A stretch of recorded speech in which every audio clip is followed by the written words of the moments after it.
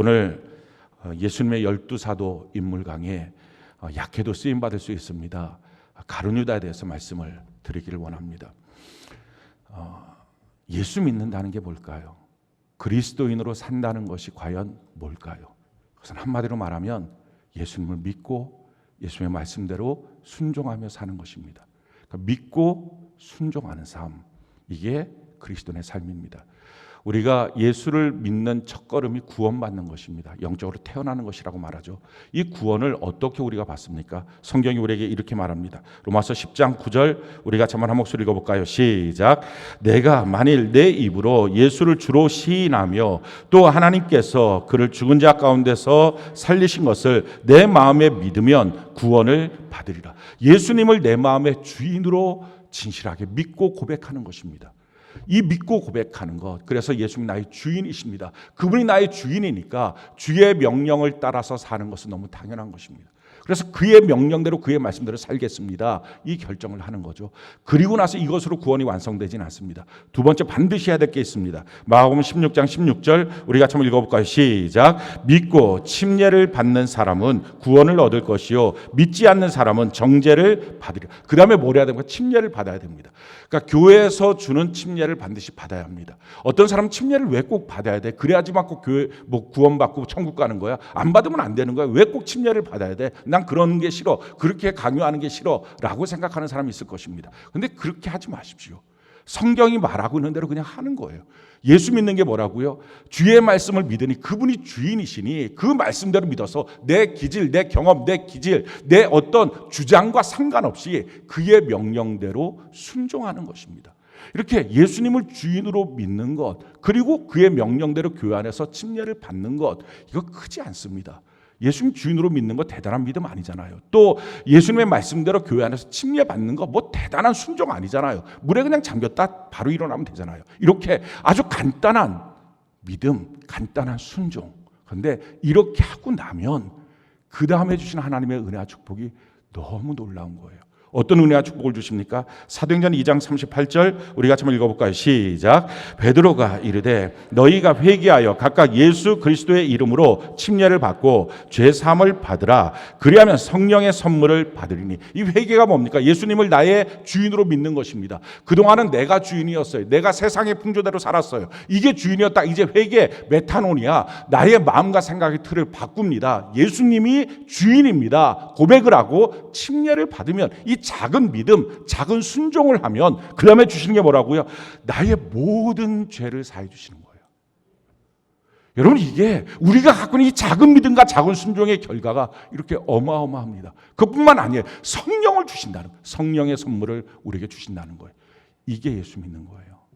우리의 작은 믿음, 작은 순종이 그 다음에 너무 놀라운 하나님의 은혜와 평강을 주십니다. 이걸 경험하고 사는 삶, 예수 믿는 거예요. 그래서 같이 교회를 나오지만 믿음과 순종의 삶이 안 되면 이걸 못 누립니다. 근데 믿음과 순종이 되면 그 다음에 열려지는 하나님의 너무 놀라운 은혜와 축복을 경험합니다. 그걸 경험해야 예수 믿는 맛이 있는 거예요.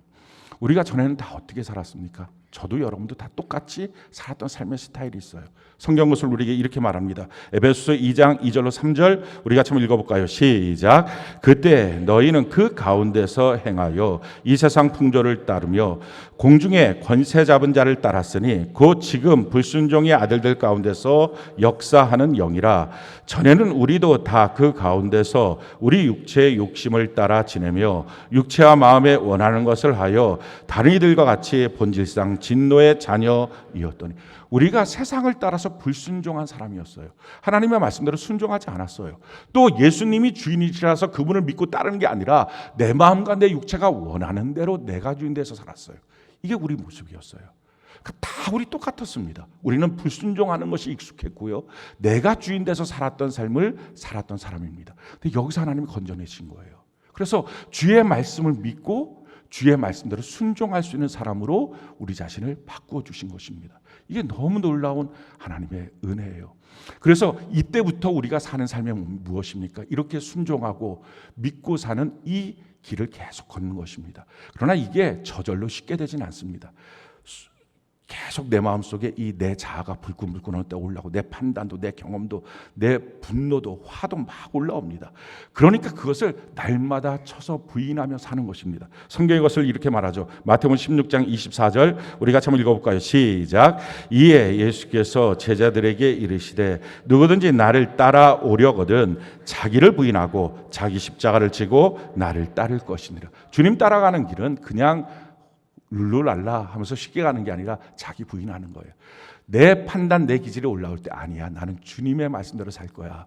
내 마음과 내 육체가 원하는 대로 살지 않을 거야. 그리고 내 형편을 자꾸 주장하면서 저 사람 때문에 이 형편 때문에 이 일 때문에 내가 힘들어서 안 되겠어요. 내가 주님 따라가는 길 못하겠어요. 라고 말하지 말고 이렇게 변명하지 말고 내게 주신 십자가 있으면 그 십자가 짊어지고 그리고 예수님 따라가라는 것입니다. 그게 신앙의 길이에요. 그게 믿음의 길이에요. 그러면서 우리의 인생 궤도를 자꾸 점검해 봐야 합니다. 정말 제대로 가고 있는지, 주님 따라가고 있는지. 전에는 다 우리가 우리 자신을 사랑하면서 내가 원하는 길로 갔어요. 근데 이제는 예수를 위하여 사는 것입니다. 성경이 우리에게 이렇게 말하죠. 고린도서 5장 15절 우리 같이 한번 읽어볼까요? 시작. 그가 모든 사람을 대신하여 죽으심은 살아있는 자들로 하여금 다시는 그들 자신을 위하여 살지 않고 오직 그들을 대신하여 죽었다가 다시 살아나시는 이를 위하여 살게 하려 함이라. 내 자신을 위해서 이제 살지 않는 것입니다. 그래서 혹시라도 나의 판단과 생각이 또 나를 위하나 이거 점검하면서 예수를 위하여 예수를 위하여 이렇게 걸어가는 길, 이게 신앙생활이에요. 이게 그리스도인으로 살아가는 삶입니다. 이렇게 살다 보니까 너무 귀한 것은요, 우리 주님이 우리에게 믿음을 계속 주시는 거예요.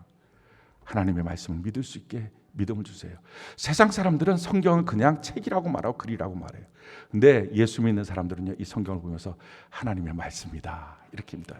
설교를 들을 때 설교자의 이야기구나, 세상 사람들은 그렇게 들어요. 말 잘하네 이렇게 들어요. 근데 우리 예수 믿는 사람은 하나님의 말씀이다, 나에게 주시는 말씀이다 이렇게 들려지는 거예요. 귀가 바뀌어져서요, 이게 눈이 바뀌어지고 그래서 믿음으로 들려지는 거예요. 들려지다 보니까 하나님의 말씀이 내 안에 들어와서 역사가 나타나요. 어떤 역사가 나타납니까? 시편 119편 98절 우리 같이 한번 읽어볼까요? 시작. 주의 계명들이 항상 나와 함께하므로 그것들이 나를 원수보다 지혜롭게 하나이다. 하나님의 말씀이 내게 들려지고 그 말씀이 나를 붙잡고 사니까 원수들보다, 악한 마귀보다 내가 훨씬 더 지혜로워진다는 것입니다. 우리가 살다가 화도 내요, 불평도 하고 짜증도 내고요, 속상하기도 합니다. 막 싸우기도 해요. 그런데 참 놀라운 것은요, 이렇게 하고 난 다음에 나중 가서 단 한 번도 내가 그때 화 제대로 한번 냈다, 한번 냈어야 되는 거 한번 제대로 냈다, 한번 내가 제대로 싸웠다, 한 번도 없어요. 다 후회가 되는 거예요. 왜 이렇게 그랬지? 왜 이렇게 참 사람이 초라하고 부끄럽지? 뭐 한 거지? 그래서 아는 거예요. 이게 마귀 장난이구나. 우리가 그걸 깨닫고 나니까요, 이제는 그런 상황과 여건이 왔을 때 화를 안 내요. 하나님의 말씀이 날 꽉 붙잡고 가는 거예요. 이게 예수 믿는 삶이에요. 그것뿐이 아닙니다. 우리 예수 믿는 삶은요, 주의 말씀이 우리의 인생길을 비춰주고 인도하여 주십니다. 시편 119편 105절 우리 같이 한번 읽어볼까요? 시작. 주의 말씀은 내 발의 등이요 내 길의 빛이니이다. 뿐만 아니라 하나님의 말씀으로 우리가 점점점 온전케 돼요. 하나님의 일을 행할 수 있는 능력을 갖추게 됩니다. 디모데후서 3장 16절로 17절 같이 한번 읽어봅시다. 시작. 모든 성경은 하나님의 감동으로 된 것으로 교훈과 책망과 바르게 함과 의로 교육하기에 유익하니 이는 하나님의 사람으로 온전하게 하며 모든 선한 일을 행할 능력을 갖추게 하려 합니다. 이런 놀라운 역사들이 믿음을 갖고 하나님의 말씀을 대하니까 나타나는 것입니다. 예수 믿는 삶은 하나님의 말씀을 믿고 하나님의 말씀대로 순종하는 삶이기 때문에 가장 중요한 게 말씀이에요.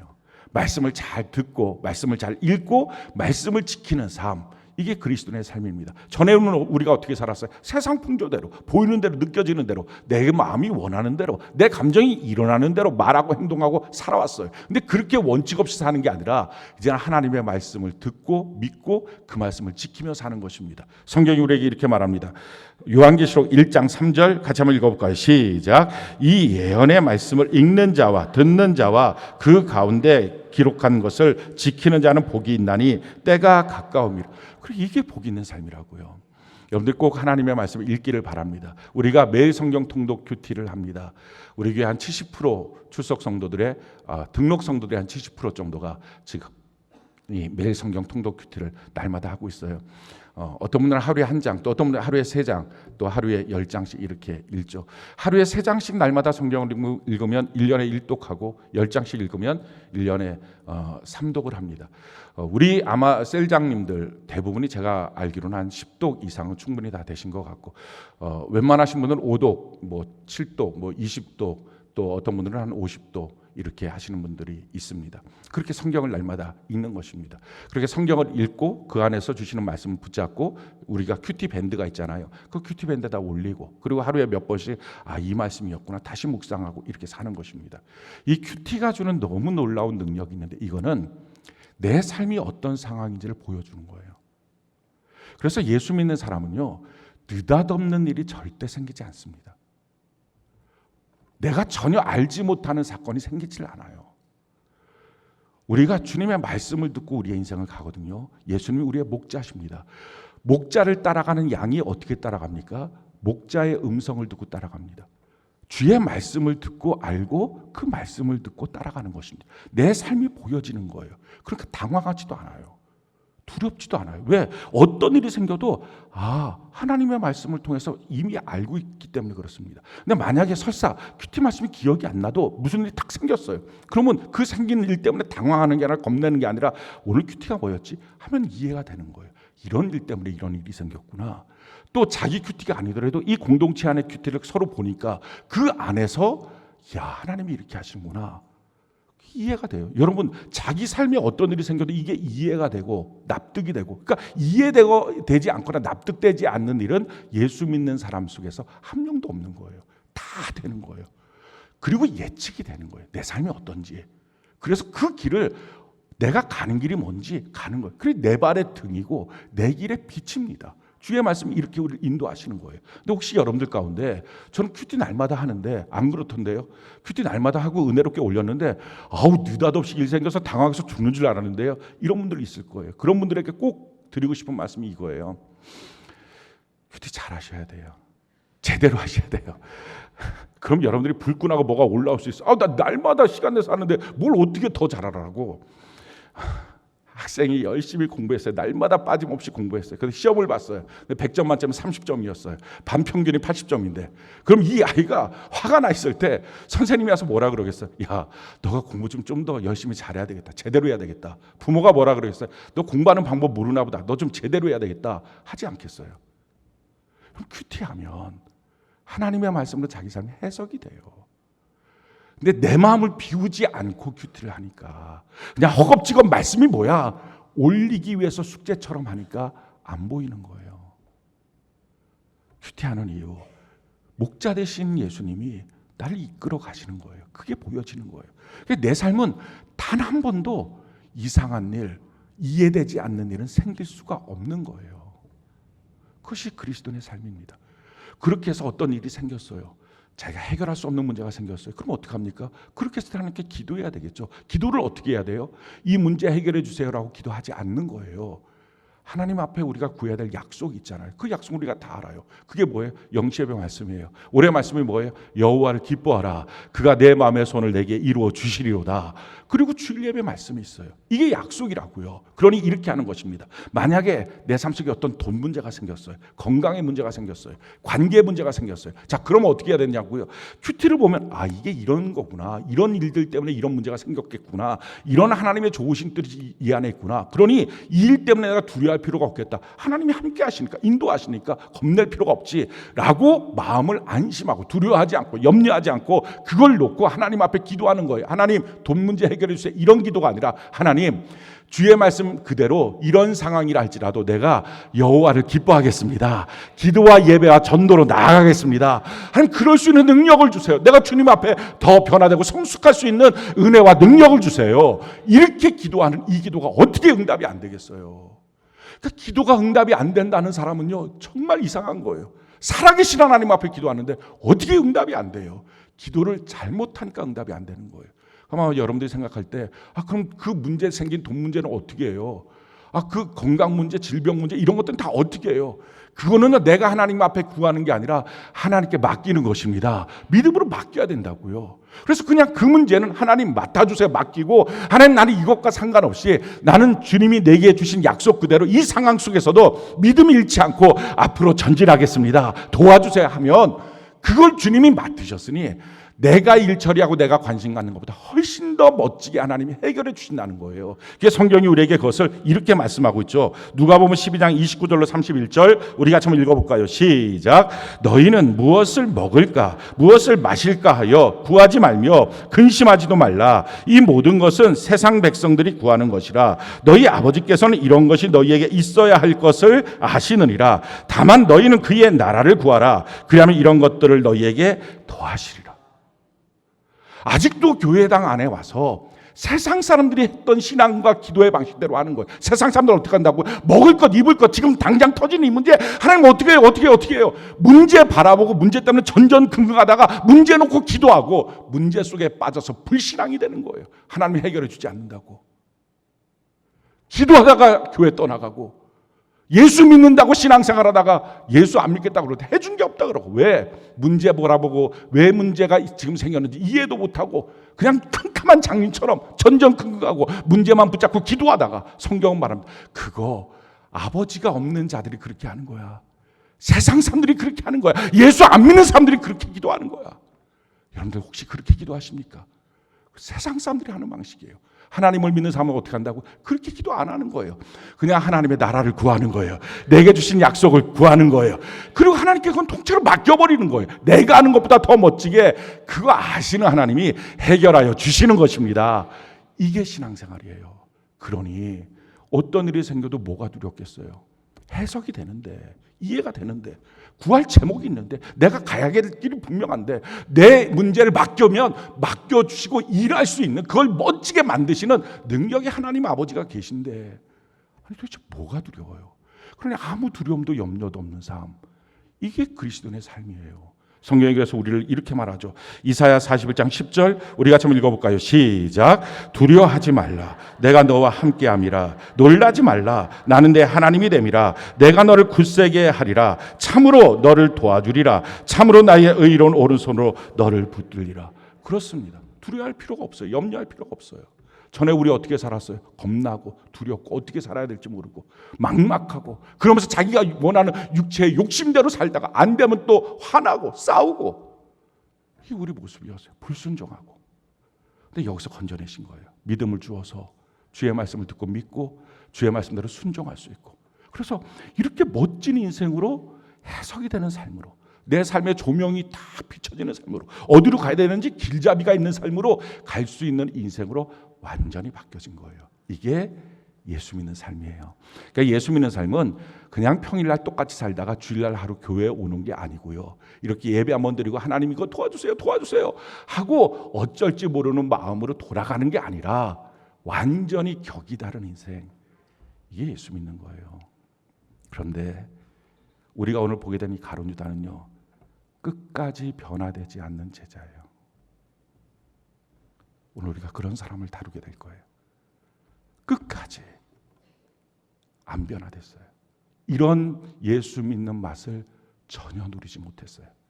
성경 그에게 참으로 비참한 한마디를 하고 있어요. 성경이 이렇게 말합니다. 사도행전 1장 25절 우리 같이 한번 읽어볼까요? 시작. 봉사와 및 사도의 직무를 대신할 자인지를 보시옵소서.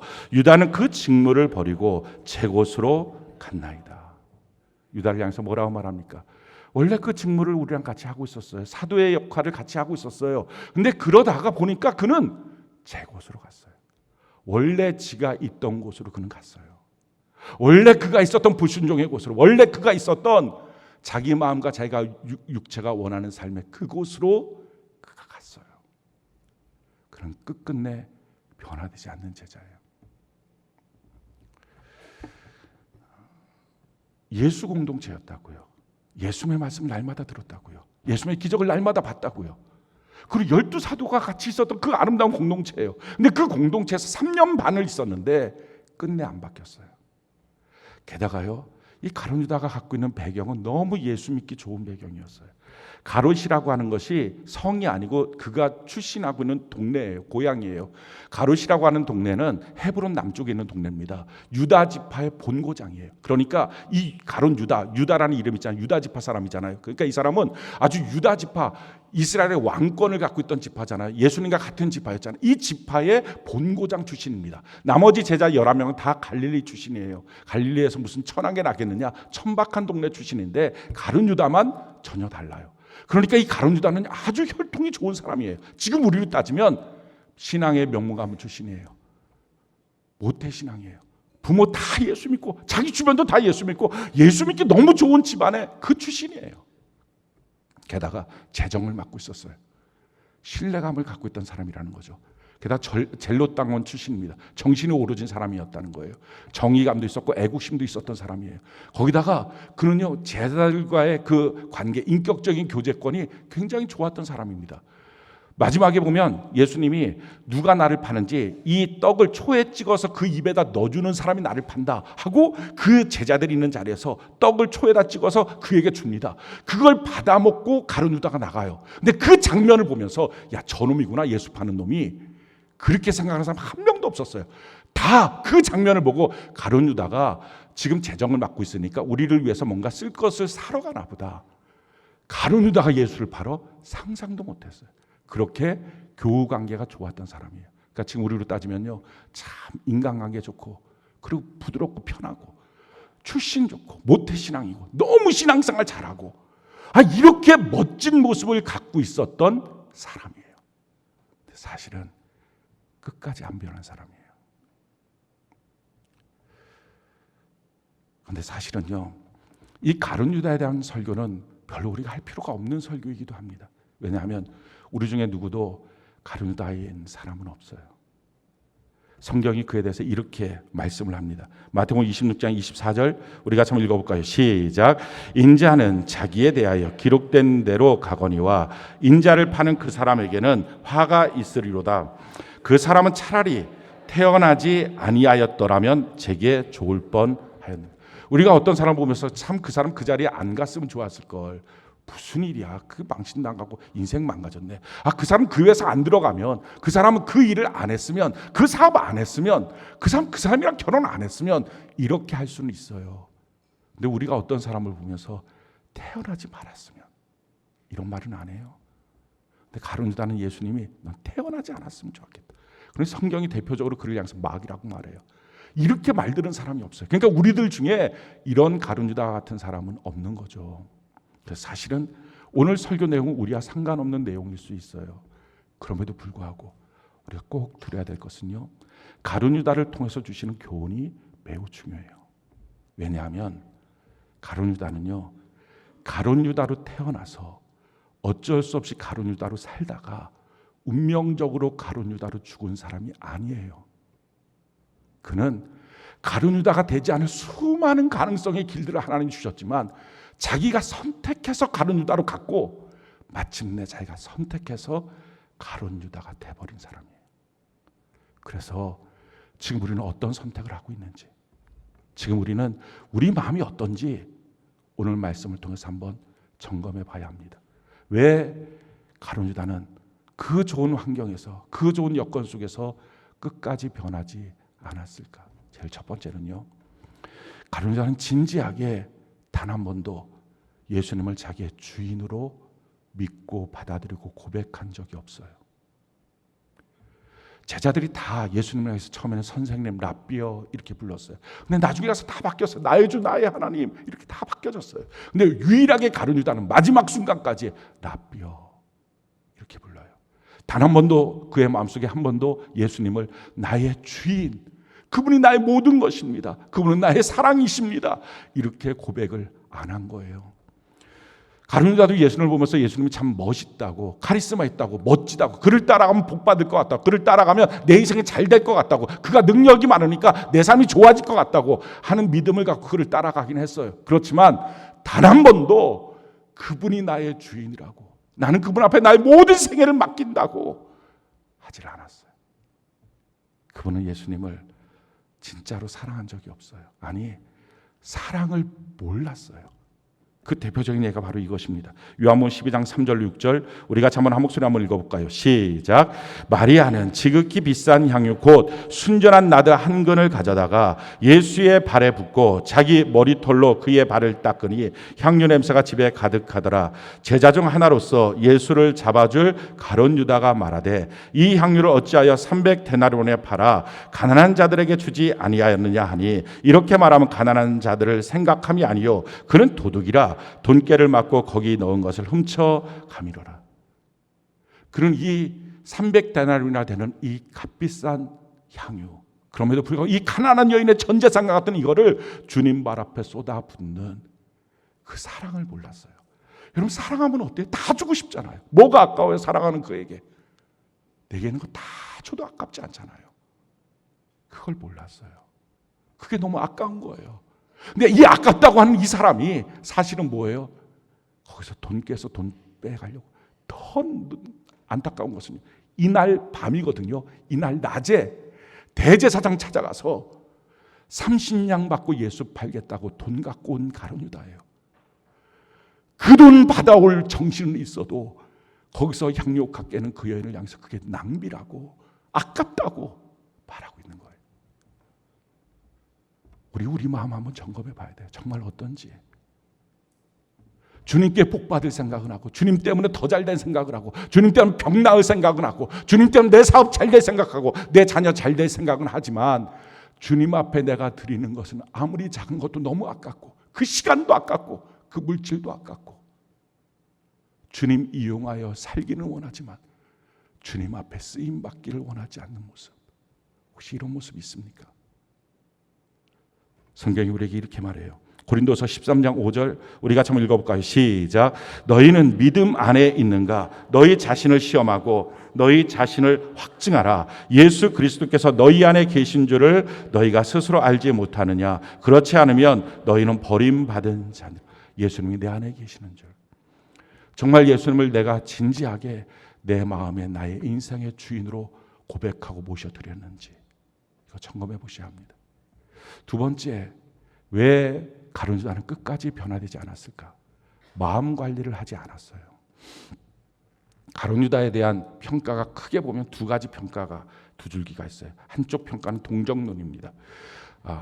어차피 누군가는 예수 팔아야 되는 것 아니야? 그런 점에서 가룟 유다가 예수 팔았으면 그게 뭐가 가룟 유다가 그렇게 욕을 먹을 일이야? 누군가는 했어야 될 일인데 라고 생각하기도 하고요. 설사 그 정도는 아니라 할지라도 아니 가룟 유다가 젤로 땅 출신이니까 예수님을 보니까 참 멋진 독립투쟁의 어떤 표본과 같고 그를 따라가면 민족이 뭔가 되겠다, 해방이 되겠다 하는 생각을 갖고 따라갔는데 따라가다 보니까 영 엉뚱한 소리만 하고 뭐 가이사의 것은 가이사에게, 뭐 하나님의 것은 하나님에게, 뭐 나는 십자가 지고 죽을 거다, 뭐 이상한 소리만 해대고 그러니까 이거 안 되겠구나 배신감도 느끼고, 그래서 마침내는 예수를 진짜 팔아서 죽이려고 한 게 아니라 예수를 궁지에 한번 몰아넣어보자. 그래서 그를 궁지에 사지에 한번 몰아넣으면 예수님이 자기가 살려고 어쩔 수 없이 능력을 발휘하고 기적을 행하다 보면 그럼 민족 해방이 일어나지 않겠느냐 하는 마음을 갖고 예수를 팔았는데 자기의 의도와 상관없이 예수님이 십자가에 못 박혀 죽으시는 상태가 됐을 때 깨닫고 뉘우쳐서 자살했다. 이렇게 보는 것이 하나의 관점이에요. 이렇게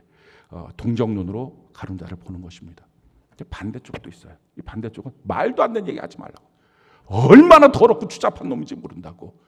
그래서 근거로 드는 내용이 바로 이것입니다. 마태복음 26장 15절 우리 같이 한번 읽어볼까요? 시작. 내가 예수를 너희에게 넘겨주리니 얼마나 주려느냐 하니 그들이 은 30을 달아주니. 그 자기 스승을 은 30 받고 팔아먹겠다고 흥정하고 있는 이 모습, 이렇게 추잡한 놈, 이 더러운 놈이 바로 이게 가룟 유다다. 은 30이라는 돈이 뭐냐면은 출애굽기에 보면 소가 미쳐서 종을 팍 들이받아요. 종이 죽잖아요. 그럼 그 소는 죽이고 난 다음에 그 종의 값을 물어줘야 될 거 아니에요. 다른 사람 종이니까 그 종의 값을 하나님이 정했어요. 물어주는 거. 그 종의 값을 은 30으로 해라는 거예요. 자기 스승을 종 죽은 값으로 받고 흥정해서 받은 거예요. 이렇게 추잡한 겁니다 라고 말하는 거예요. 이 두 가지 견해 중에 뭐가 맞을까요? 가룟 유다는 어떤 사람일까요? 이 두 가지 다예요. 사람은요 이 두 가지 마음 다 갖고 있어요. 거룩하고 깨끗하고 건강하고 좋은 마음. 그런데 또 한쪽에서는요, 통제되지 않는 이 막 더럽고 추악하고 이 악한 것 막 다 집어삼킬 것 같은 이 악한 마음. 누구든지 두 가지 마음이 다 있는 거예요. 그래서 사도 바울이 로마서 7장에 이것을 이렇게 고백을 하죠. 로마서 7장 21절로 24절 우리 같이 한번 읽어볼까요? 시작. 그러므로 내가 한 법을 깨달았노니 그 선을 행하기 원하는 나에게 악이 함께 있는 것이로다. 내 속사람으로는 하나님의 법을 즐거워하되 내 지체 속에서 한 다른 법이 내 마음의 법과 싸워 내 지체 속에 있는 죄의 법으로 나를 사로잡는 것을 보는도다. 오라, 나는 곤고한 사람이로다. 이 사망의 몸에서 누가 나를 건져내랴. 사도 바울이 고백하는 거예요. 지금 내가 하나님을 따르는 이 선한 마음, 이 거룩한 마음도 있지만 또 한쪽에는 통제되지 않는 이 악한 마음이 그대로 있다. 이것이 나를 막 사로잡아 간다. 나 정말 곤고한 자다. 미칠 것 같다. 내 마음은 지금 전쟁 상태다. 이걸 고백하는 거예요. 사도 바울이 왜 사도 바울이 됐습니까? 이걸 공개하니까요. 나는 지금 이런 상태라고. 그러니까 나 지금 정신 똑바로 차리고 제대로 예수님을 향해서 선택하며 가겠다고. 내 마음을 함부로 놓지 않겠다고. 근데 가룟유다는 어떻게 했어요? 자기가 은 30냥 받고 예수 팔겠다고 하고 돈 들어오면 그 돈 자기가 꺼내서 도적질하고 있는 그 사람이 다른 사람 앞에서는 야, 이 300데나리온 가난한 사람 나눠줘야지. 이걸 갖고 그렇게 이 위선덩어리. 나는 괜찮아. 나는 별 문제 없어. 나는 거룩하게 깨끗하게 신앙생활 잘하고 있어. 그렇게 자꾸 자기를 포장하니 속은 다 썩어버린 거예요. 우리 마음은 어떻습니까? 이 마음이 지금 건강합니까? 우리가 고백해야 돼요. 오라, 곤고한 사람. 난 참 사망의 몸에 놓여 있습니다. 난 날마다 전쟁 중입니다. 나로 하여금 이 거룩하게 살 수 있는 능력이 내게 없습니다. 그래서 나는 기도합니다. 이렇게 고백하고 살아야 합니다. 우리 마음 관리해야 됩니다. 성경이 우리에게 이렇게 말합니다. 요한복음 13장 2절 우리 같이 한번 읽어볼까요? 요한복음 13장 2절 같이 한 목소리 시작. 마귀가 벌써 시몬의 아들 가룟 유다의 마음에 예수를 팔려는 생각을 넣었더라. 저는 이 단어가요, 이 성경 한 구절이 얼마나 무서운지 몰라요. 예수 팔려는 생각을 이미 마음속에 갖고 있는 가룟 유다가 예수님과 함께 있는 그 공동체에서 아무 티도 안 내고 앉아 있어요. 그 마지막 주의 만찬에서 아무 티도 안 내고 말하고 웃고 있어요. 사람이 이렇다고요. 제가 이럴 수 있다고요. 여러분들이 그럴 수 있다는 거예요. 표정 관리하기 전에 내 마음이 어떤지, 내 마음은 정말 건강한지, 내 마음은 정말 주님이 계셔서 날 다스리고 있는지 우리 한번 살펴봐야 합니다. 성경이 이렇게 마음 관리에 대해서 말하고 있어요. 잠언 4장 23절 27절 우리 같이 한번 읽어볼까요? 시작. 모든 지킬 만한 것 중에 더욱 내 마음을 지키라. 생명의 근원이 이에서 남이니라. 구부러진 말을 내 입에서 버리며 삐뚤어진 말을 내 입술에서 멀리하라. 내 눈은 바로 보며 내 눈꺼풀은 내 앞을 곧게 살펴 내 발이 행할 길을 평탄하게 하며 내 모든 길을 든든히 하라. 좌로나 우로나 치우치지 말고 내 발을 악에서 떠나게 하라. 무엇보다 지켜야 될 것, 가정도 지켜야 되고 돈도 지켜야 되고 건강도 다 지켜야 되지만 무엇보다 지켜야 될 것, 내 마음. 내 마음이 무너지면 안 된다. 내 마음 지켜야 되겠다. 내 마음 지키는 거 가만히 이렇게 마음 지켜야지 하면 안 되고 말하는 것, 보는 것, 듣는 것, 가는 것, 내가 만나는 사람 이거 다 점검하고 내 마음을 더럽히지 않도록 만들어야 된다는 것입니다. 악한 마귀는요, 우리가 약한 게 뭔지를 알아요. 가룟 유다는 돈이 약했어요. 삼손은 이성이 약했어요. 사울왕은 명예가 약했어요. 우리 약한 거 알고 그 약한 거 공격합니다. 그래서 정말 정신 바짝 차리고 우리 마음 지켜야 됩니다. 가룟 유다가 왜 변화되지 않았어요? 마음을 내버려뒀어요. 세 번째, 왜 가룟 유다가 끝까지 변화되지 않았나요? 그럼 회개하지 않았어요.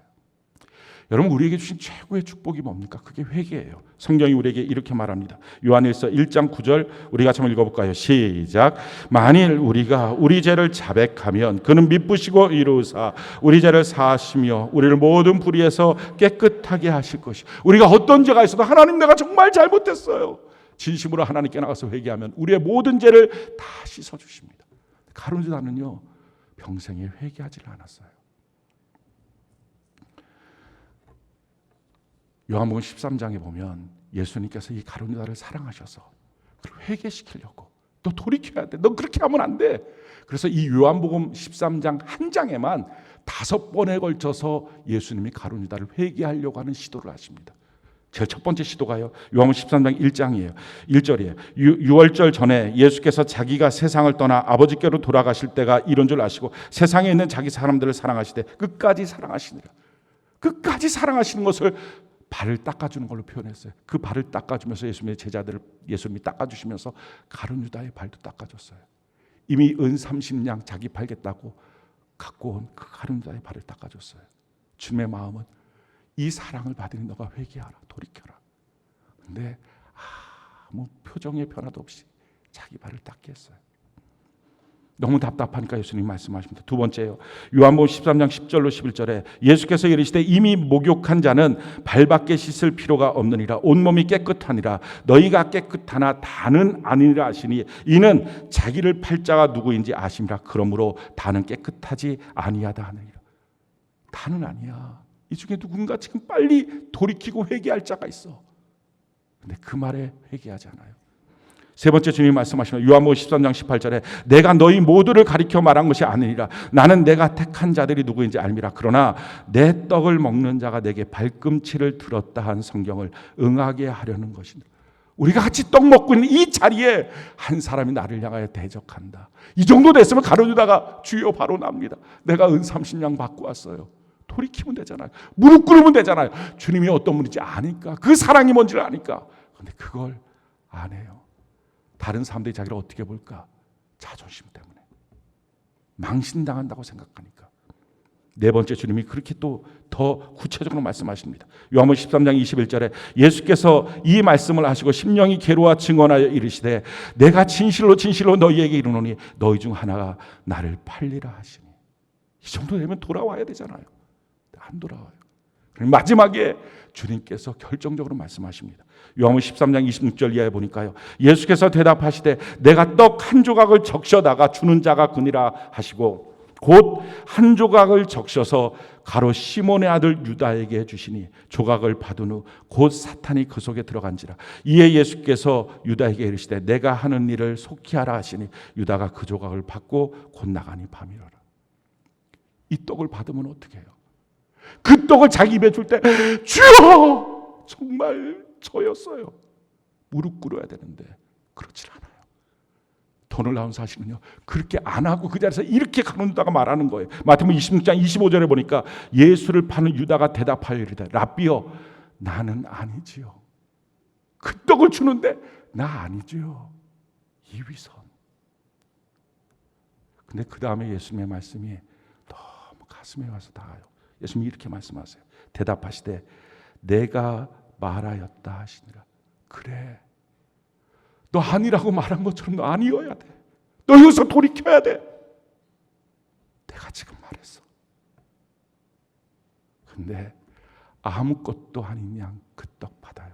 그랬더니 귀신이 생각만 줬던 것이 이제 귀신이 마음속에 쑥 들어와 버렸어요. 그리고 밖으로 나가요. 그랬더니 밤이라고 말합니다. 당연히 밤이겠죠. 밤에 모여서 주의 만찬을 하고 있으니까. 근데 왜 성경이 구태여 밤이라고 표현을 했을까요? 이유는요, 그 예수님 앞에 불순종하고 돌이키지 않고 회개 없이 가는 그 길이 밤이기 때문에 그래요. 어둠이기 때문에 그래요. 잠언 4장 18절로 19절 우리가 한번 읽어볼까요? 잠언 4장 18절로 19절 같이 한 목소리 시작. 의인의 길은 돋는 햇살 같아서 크게 빛나 한낮의 광명에 이르거니와 악인의 길은 어둠 같아서 그가 걸려 넘어져도 그것이 무엇인지 깨닫지 못하느니라.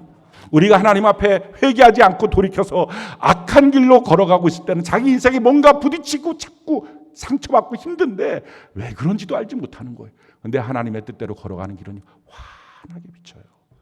하나님의 말씀으로 이렇게 자기 인생이 다 조명이 된다니까요. 비춰진다니까요. 왜 이렇게 회개를 안 했을까? 이유는요, 이게 예수님의 사랑이라고 못 받아들인 거예요. 여러분, 회개가 없는 사람의 특징이 뭔지 아십니까? 사랑을 못 느껴요. 그래서 자꾸 회개가 없는 사람이 이렇게 말해요. 난 사랑받지 못한다고. 날 사랑해 주지 않는다고. 하나님 날 사랑해 주지 않고, 교회가 날 사랑해 주지 않는다고. 사랑한다는 생각은 오직 하나예요. 그냥 내가 하고 싶은 내 마음대로 그냥 나를 다 그래 너가 오라. 이게 사랑인 줄 알아요. 어느 부모가 그렇게 자녀를 키워요. 근데 나를 향해서 하지 마. 이거 안 돼. 돌이켜야 돼. 사랑인 줄 모르는 거예요. 이렇게 지금 예수님이 하고 있는 이 과정이 사랑인 줄 모르고요. 자기 망신 주는 줄 알았어요. 자기에게 자꾸 부담 준다고 생각해. 왜 자꾸 나한테 이렇게 요구해? 왜 이렇게 나를 힘들게 해? 왜 이렇게 나한테 자꾸 부담을 줘? 내가 알아서 할 건데 왜 이렇게 해? 라는 생각을 가진 거예요. 사랑이라고 못 느끼니까 회개가 안 돼요. 사랑하는 성도 여러분, 혹시 여러분들이 어느 날 자꾸 하나님으로부터 사랑받지 못한다는 느낌이 들고 교회로부터 공동체로부터 사랑받지 못한다는 느낌이 들거들랑 회개해야 될 때입니다. 그 회개를 안 하기 때문에 나타나는 현상이에요. 자기가 고집 부리고 사니까요. 근데 여기서 끝난 게 아니에요. 그 다음에 주님은 그에게 또 기회를 줬어요. 근데 그 기회를 이렇게 망쳐버려요. 마태복음 27장 3절로 5절 우리 같이 한번 읽어볼까요? 시작. 그때 예수를 판 유다가 그의 정죄됨을 보고 스스로 뉘우쳐 그 은 30을 대제사장들과 장로들에게 도로 갖다 주며 이르되 내가 무죄한 피를 팔고 죄를 범하였도다 하니 그들이 이르되 그것이 우리에게 무슨 상관이냐 내가 당하라 하거늘 유다가 은을 성수에 던져넣고 물러가서 스스로 목매어 죽으니. 이 가룟 유다가 뉘우치지 않은 게 아니에요. 잘못했다는 걸 알았어요. 정말 내가 잘못했구나. 그러면 어떻게 해야 돼요? 그 잘못한 마음을 갖고 예수님 십자가에 가서 무릎을 꿇어야죠. 근데 어떻게 해요? 내가 잘못했으니 이 문제 내가 치워야지. 내가 사고 친 거, 내가 문제 있는 거 내가 치워야지. 그러니까 내가 벌린 일들 내가 정리하고 내 마음 정리되면 그때 가서 내가 주님 따르겠지. 끝까지 자기 고집, 자기 교만. 이걸 못 버려요. 그래서 이 가룟 유다는 마지막 너무 안타까운 말을 듣습니다. 그가 예수님을 팔려고 왔을 때 주님이 그에게 하셨던 말씀이에요. 누가복음 22장 48절 우리 같이 한번 읽어볼까요? 시작. 예수께 입을 맞추려고 가까이 하는지라 예수께서 이르시되 유다야 내가 입맞춤으로 인자를 파느냐 하시니. 군호를 맞췄는데 그게 예수님의 입을 맞추면 그 사람이 예수님과 예수님 잡아라 이렇게 맞춘 거예요. 입 맞추라고 오니까 예수님 말씀하세요. 너가 입 맞춤으로 나를 파는구나. 여러분 입 맞출 수 있는 사람 몇 명이나 됩니까? 서양이라서 인사법으로 입을 맞춘다고 해도요 볼을 맞추지 입 맞춘 사람 거의 없어요. 입 맞춤의 관계는요 정말 친밀한 관계예요. 몇 명 안 돼요. 예수님이 하신 말씀이에요. 너랑 나랑 이렇게 친밀한 관계 속에서 있는 그 위치에서 너가 나를 파니? 이건 오늘날 우리에게 무슨 말씀입니까? 너가 교회를 그렇게 나왔는데 그렇게 나와도 그 수많은 말씀을 듣고 그것 때문에 전혀 변화가 안 되고 그래서 너 지옥 가니? 너가 집사인데 장로인데 너가 권사인데 너가 목사인데 너가 셀장이고 교사고 너가 팀장으로 있는데 너가 그 모든 과정 속에서 그 모든 변화를 하나도 못 겪고 넌 그래서 그렇게 살다가 지옥 가니? 넌 변화 없이 그렇게 사니? 그 말이에요. 우리 중에 누구도 가룟 유다 같은 사람은 없어요. 그러나 우리 중에 누구라도 가룟 유다처럼 될 수는 있어요. 사랑하는 성도 여러분, 오늘 정말 우리 진지하게 내가 예수님을 나의 주인으로 정말 모셔드렸는가? 그거 한번 확인해 보세요. 덩달아 교회 다닌다고 교회 다니는 거 아니에요. 예수님을 정말 내 마음의 주인으로 모셔서 그래서 그분이 말씀하시고 명령하시면 내가 따라가는 것 맞지? 그게 돼 있는지, 내 마음 관리를 하고 있는지, 내가 정말 긴장 관계 속에 있는지. 나 괜찮아. 내가 교회 다닌 지 얼마나 돼. 내 부모도 교회 다니고 내 가족들 다 교회 다니고 나 모태신앙이야. 그거 아니라 내 부모가 뭐고 내 자녀가 뭐고 내 주변이 뭐고 그게 아니라 지금 내 마음은 진짜 어떤지, 그리고 하나님의 사랑을 내가 날마다 느끼고 있는지, 그 사랑 앞에 내가 회개하고 돌이켜 내가 서야 될 그 자리에, 내가 있어야 될 그곳에 내가 서 있는지 점검해 보셔야 합니다. 오늘 이 기회를 헛된 낭비로 던져버리지 말고 우리 정말 주님 앞에 솔직하게 우리의 위선 다 벗어놓고 주님 앞에 우리의 마음을 점검하고요, 주님 앞에 나가야 합니다. 그래서 우리의 성경과 성령과 교회 붙들고 우리 모두 끝까지 단 한 사람도 낙오 없이 천국길 걸어가는 우리 모두가 되기를 예수님 이름으로 축복합니다.